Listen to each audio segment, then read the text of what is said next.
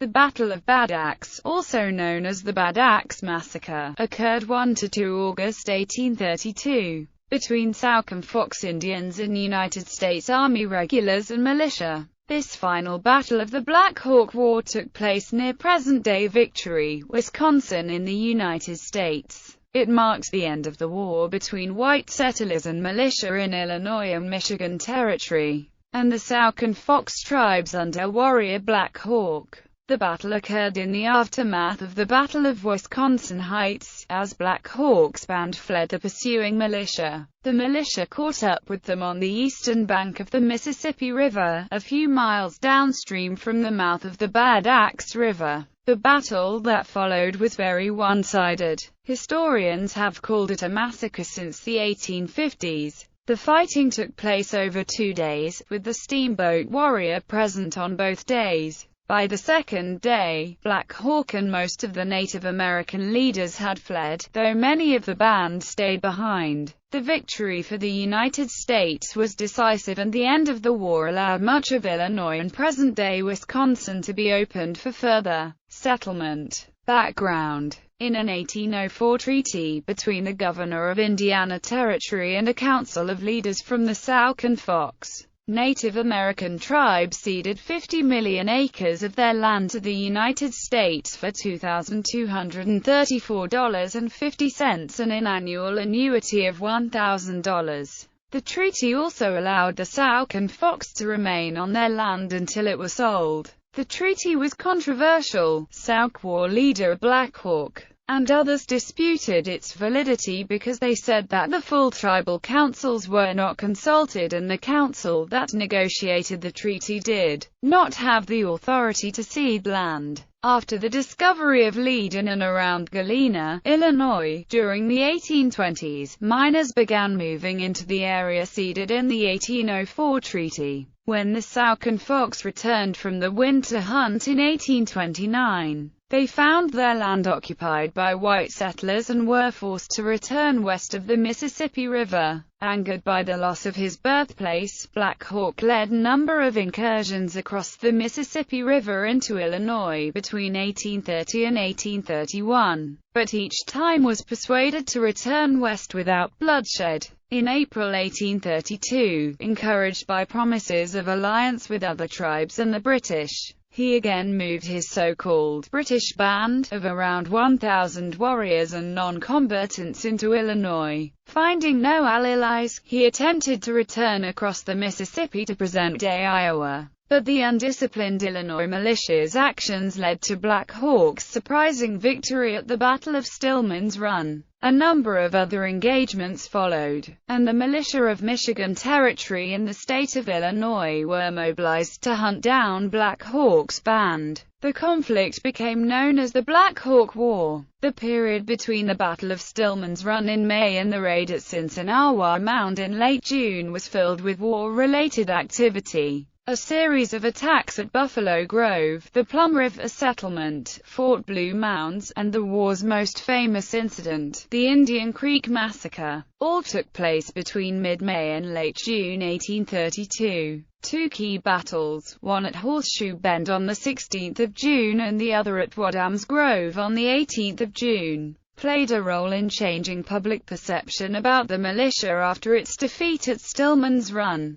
The Battle of Apple River Fort on the 24th of June marked the end of a week that was an important turning point for the settlers. The fight was a 45-minute gun battle between defenders garrisoned inside Apple River Fort and Sauk and Fox warriors led by Chief Black Hawk. The next day, after an inconclusive skirmish at Kellogg's Grove, Black Hawk and his band fled the approaching militia through modern-day Wisconsin. The Sinsinawa Mound raid occurred on the 29th of June, 5 days after the Battle of Apple River Fort. As the band fled the pursuing militia, they passed through what are now Bellwright and Janesville, then followed the Rock River toward Horicon Marsh, where they headed west toward the Four Lakes region, near modern-day Madison. On the 21st of July 1832, the militia caught up with Black Hawk's band as they attempted to cross the Wisconsin River, near the present-day town of Roxbury.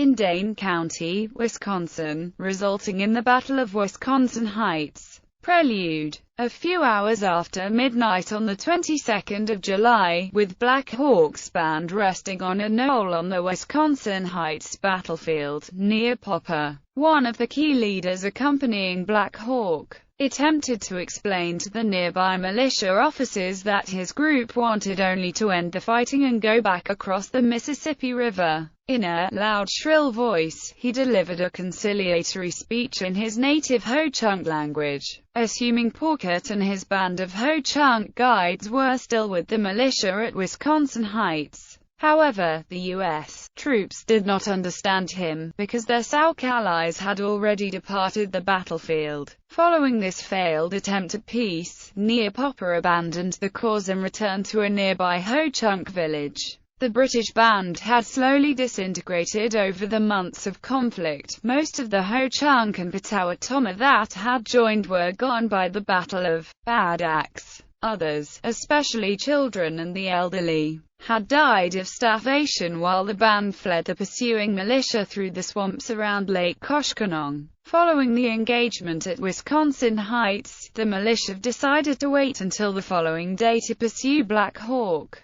They heard, but did not understand, Neopop's speech during the night, and to their surprise, when morning arrived their enemy had disappeared. The battle, though militarily devastating for the British band, had allowed much of the group to escape to temporary safety across the Wisconsin River. The reprieve was short-lived for many. A group of Fox women and children who attempted to escape down the Wisconsin following the battle were captured by U.S. allied tribes or shot by soldiers further downstream during the night, while the non-combatants escaped in canoes. Black Hawk and the remaining warriors crossed the river near present-day Prairie du Sac, Wisconsin. The band fled west over rugged terrain toward the banks of the Mississippi River, with a week's head start on the militia. While the band fled west, Commanding General Henry Atkinson trimmed his force to a few hundred men and set out to join militia commanders Henry Dodge and James D. Henry to regroup and resupply at Fort Blue Mounds. Under the command of Atkinson, around 1,300 men from the commands of Henry Dodge, Alexander Posey and Milton Alexander crossed the Wisconsin River between the 27th of July and the 28th of July near present-day Helena, Wisconsin. The well-fed and rested militia force picked up Black Hawk's trail again on the 28th of July near present-day Spring Green, Wisconsin, and relatively quickly closed the gap on the famished and battle-weary band of Native Americans. On the 1st of August, Black Hawk and about 500 men, women, and children arrived at the eastern bank of the Mississippi, a few miles downstream from the mouth of the Bad Axe River. On arrival, the leaders of the band, including Black Hawk, called a council meeting to discuss their next move. Battle. First day near the mouth of the Bad Axe River, on the 1st of August 1832. Black Hawk and Winnebago Prophet and fellow British band leader White Cloud advised the band against wasting time building rafts to cross the Mississippi River, because the U.S. forces were closing in, urging them instead to flee northward and seek refuge among the Ho-Chunk. However, most of the band chose to try to cross the river, while some of the band managed to escape across the Mississippi River that afternoon. The Steamboat Warrior, commanded by Captain Joseph Throckmorton, appeared on the scene and halted the band's attempt to cross to safety. Waving a white flag, Black Hawk tried to surrender, but as had happened in the past, the soldiers failed to understand and the scene deteriorated into battle. The warriors who survived the initial volley found cover and returned fire, and a 2-hour firefight ensued. The warrior eventually withdrew from battle because of lack of fuel, and returned to Fort Crawford at Prairie du Chien, Wisconsin. At the time, newspaper reports stated that 23 Native Americans were killed, including one woman estimated to be 19 years old. She was shot through her child's upper arm as she stood holding the child watching the battle. Her child was retrieved by Lieutenant Anderson after the battle, and taken to the surgical tent where the baby's arm was amputated. The child was then taken to Prairie du Chien, where he is believed to have recovered. The fight convinced Black Hawk that refuge lay to the north, not west across the Mississippi. In one of his last actions as commander of the British band, Black Hawk implored his followers to flee with him, to the north. Many did not listen, and late on the 1st of August, Black Hawk, White Cloud and about 36 other followers left the British band and fled northward. Most of the remaining warriors and non-combatants remained on the eastern bank of the Mississippi. Forces on the warriors suffered only one casualty. A retired soldier from Fort Snelling was wounded in the knee during the fight. Second day at 2 a.m. On the 2nd of August, Atkinson's forces awoke and began to break camp, setting out before sunrise. They had moved only a few miles when they ran into the rear scout element of the remaining Sauk and Fox forces. The Sauk scouts attempted to lead the enemy away from the main camp and were initially successful. The combined U.S. forces fell into formation for battle. Generals Alexander and Posey formed the right wing, Henry the left wing, and Dodge and the regulars the center element.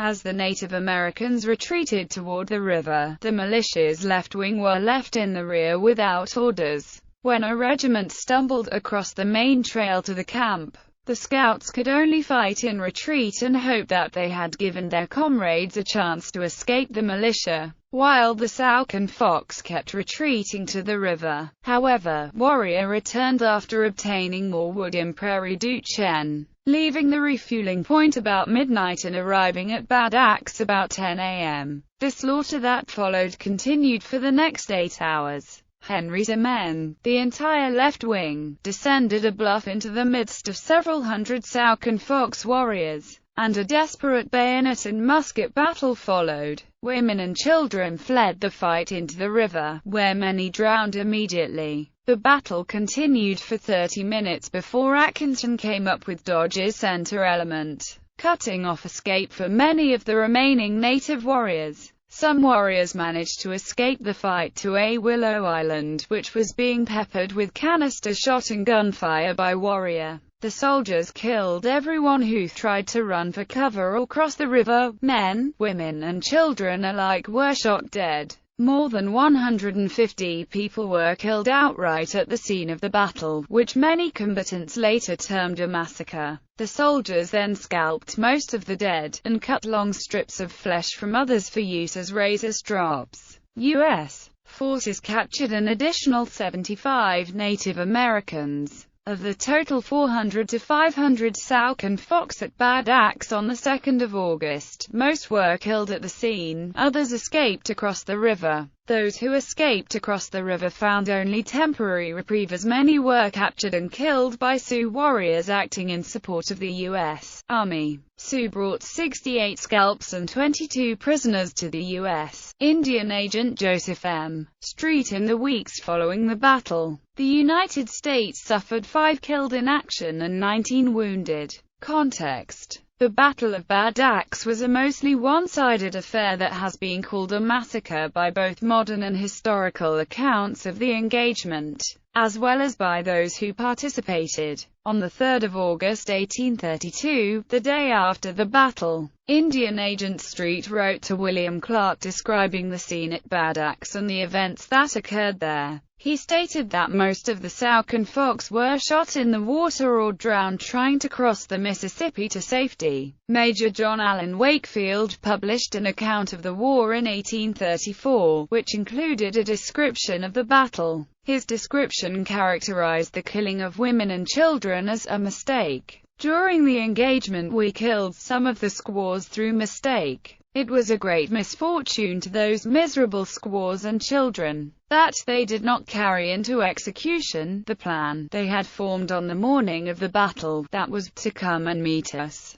and surrender themselves prisoners of war. It was a horrid sight to witness little children, wounded and suffering the most excruciating pain, although they were of the savage enemy, and the common enemy of the country. Black Hawk's own account, though he was not present at the battle's second day, termed the incident a massacre. Later histories continued to assail the actions of the whites at Bad Axe. The 1887 Perry A. Armstrong book The Sauks and the Black Hawk War called Throckmorton's actions inhuman and dastardly, and went on to call him a second Nero or Caligula. Sic. In 1898, during events honoring the 66th anniversary of the battle, Reuben Goldthwait termed the fighter massacre during a speech at the battle site. He emphasized this theme again in a 1903 collection of essays. Modern-day historians have continued to characterize the battle as a wholesale massacre. Mark Grimsley, a history professor at Ohio State University, concluded in 2005, based on other modern accounts,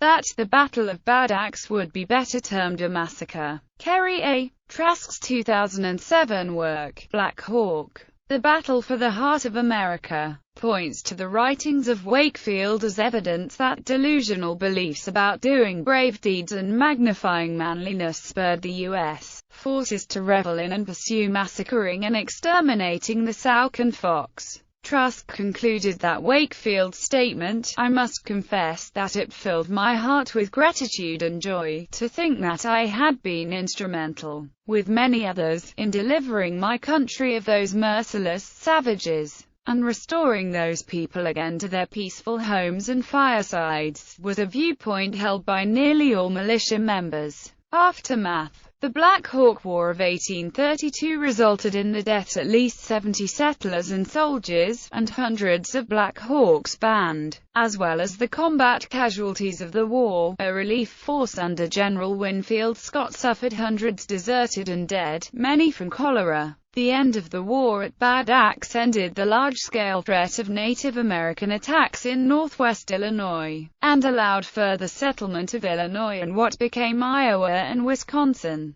The members of the British Band, and the Fox, Kickapoo, Sauk, Ho-Chunk, and Potawatomi that later joined them, suffered unknown numbers of dead during the war. While some died fighting, others were tracked down and killed by Sioux, Menominee, Ho-Chunk, and other native tribes. Still others died of starvation or drowned during the band's long trek up the Rock River toward the mouth of the Bad Axe. The entire British band was not wiped out at Bad Axe. Some survivors drifted back home to their villages. This was relatively simple for the Potawatomi and Ho-Chunk of the band. Many Sauk and Fox found return to their homes more difficult, and while some returned safely, others were held in custody by the army. Prisoners, some taken at the Battle of Bad Axe, and others taken by U.S.-aligned Native American tribes in the following weeks, were taken to Fort Armstrong at modern Rock Island, Illinois. About 120 prisoners, men, women, and children, waited until the end of August to be released by General Winfield Scott.